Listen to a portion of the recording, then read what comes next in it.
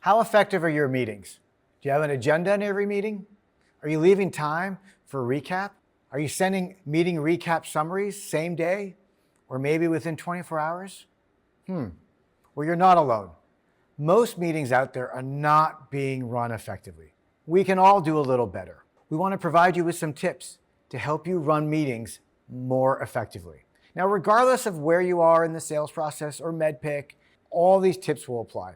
And we're calling this the choreography of meetings, the pre, during, and post. So let me walk through the steps here.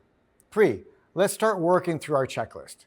We want to make sure that every meeting has an agenda.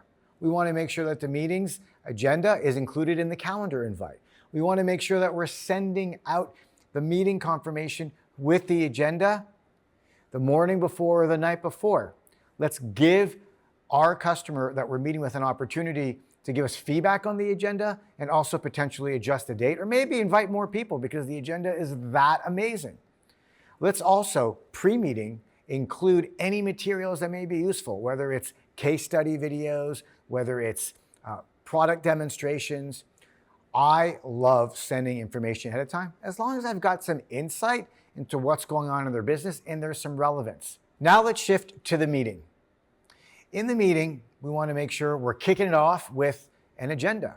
So the agenda that's in the calendar, you're reconfirming and we're getting verbal validation from everyone attending. Yes, this is what we should be focused on.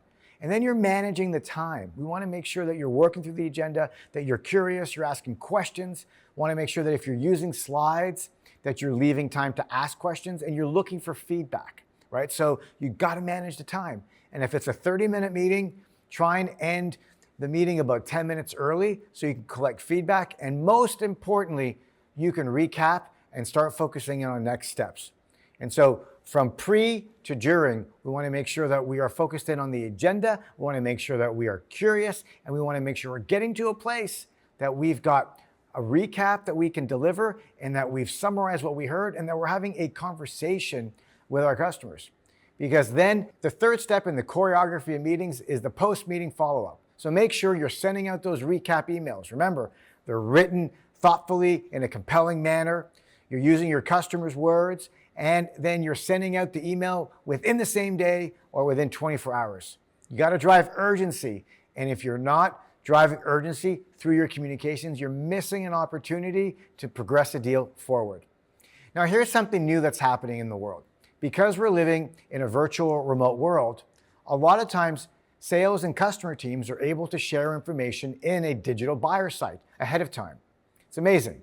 And so you can send information like a pre-video or a case study or a demo, or if it's post-meeting, you can send a recap of what you heard, and therefore you can share information about their issues and metrics. It's a great way to get feedback from your buyers and to check intent to see how interested they are in your solution and the information that you've shared. So don't forget, the choreography of meetings applies to every step in the sales process and to every letter in MEDDICC.